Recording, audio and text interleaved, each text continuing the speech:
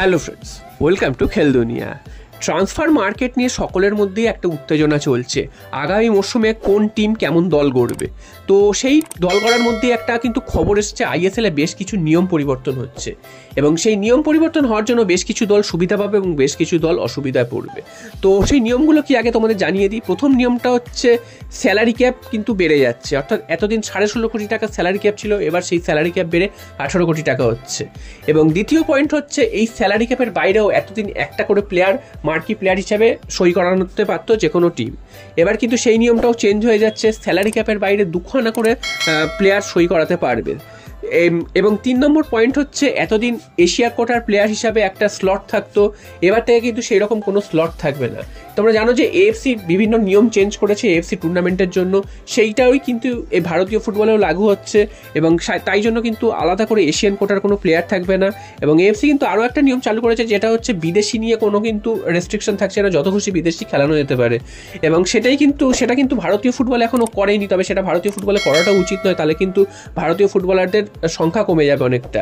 তো মেন এই পয়েন্ট হচ্ছে, এই 3টে পয়েন্টের জন্য কিন্তু বেশ কিছু দল সুবিধা পাবে এবং বেশ কিছু দল অসুবিধায় পড়বে। তো সুবিধা পাবে জেনারেলি মোহনবাগান এবং মুম্বাই, কারণ মোহনবাগান এবং মুম্বাই তারাই কিন্তু সবথেকে বেশি বাজেটের দল গড়ছে এই মুহূর্তে।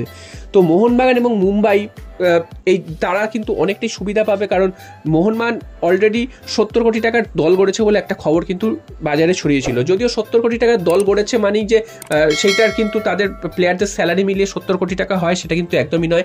এটা কিন্তু একদমই একটা ভুল ধারণা।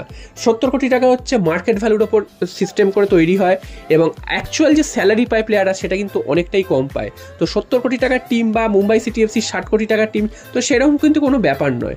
তো এখানে যেটা এই 3টে পয়েন্ট যেটা চেঞ্জ হচ্ছে, তো 3টে পয়েন্টে মেনলি মোহনবাগান এবং মুম্বাই সুবিধা পাবে, কারণ মোহনবাগান কিন্তু আরও বেশি টাকা খরচা করতে পারবে, যেটা কিন্তু এতদিন স্যালারি ক্যাপে একটা বাধা পড়তো। 16.5 কোটি টাকার মধ্যে সমস্ত প্লেয়ারদের রাখতে হতো, 2টো প্লেয়ার বাদে, অর্থাৎ 2টো মার্কি প্লেয়ার, একটা মার্কি প্লেয়ার এতদিন ছিল, এবার থেকে 2টো হবে। তো সেইটা কিন্তু বেড়ে 18 কোটি টাকা হচ্ছে। তো মোহনবাগানের বাজেট কিন্তু বাড়বে। তোমরা জানো যে 100 কোটি টাকার টিম করা হবে বলে একটা গুজব উঠেছে। তো 100 কোটি টাকার টিম করা হবে যেটা বলা হচ্ছে, সেটা কিন্তু অ্যাকচুয়াল সেটা নয়, কারণ মার্কেট ভ্যালু 100 কোটি টাকা যেতে পারে, তাদের স্যালারি কিন্তু 100 কোটি টাকা যেতে পারবে না। তো কামিংসকে নিয়েও কিন্তু একটা লোকের মধ্যে একটা ভুল ধারণা আছে, 9 কোটি টাকার প্লেয়ার হিসাবে তাকে বলে। তো 9 কোটি টাকা কিভাবে তিনি পাচ্ছেন? 9 কোটি টাকা তার কিন্তু মার্কেট ভ্যালু, তো তার কিন্তু স্যালারি কখনোই 9 কোটি টাকা নয়। তো এই স্যালারি দেখো সেটা কিন্তু অনেকটাই কম হবে এবং সেটা 9 কোটি টাকাও কিন্তু 1 বছরের তার স্যালারি, 1 বছরের তার ভ্যালু না, সেটা কিন্তু 3 বছরের ভ্যালু। তো সেই হিসাবেই কিন্তু এই জিনিসগুলো হয় এবং লোকের মনে কিন্তু একটা ভুল ধারণা সৃষ্টি হয়।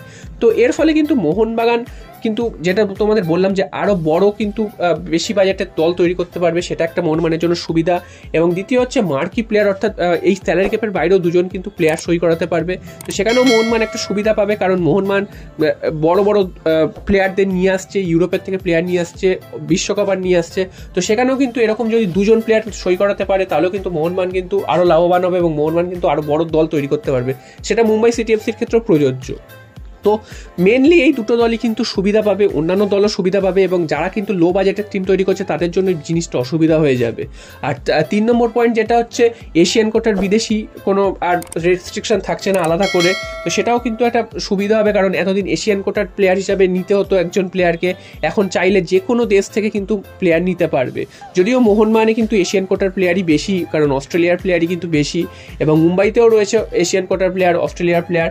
তো সেই দিক থেকে দেখতে গেলে এখন থেকে কিন্তু আর আলাদা করে এশিয়া কোটার কোনো প্লেয়ারকে চুজ করতে হবে না, যে কোনো দেশের প্লেয়ার চুজ করতে হবে। তো তোমাদের কি মতামত? এই নিয়মটা করে ভারতীয় ফুটবলের উন্নতি হবে নাকি ভারতীয় ফুটবল কিন্তু আরও পিছিয়ে যাবে? তোমরা কিন্তু অবশ্যই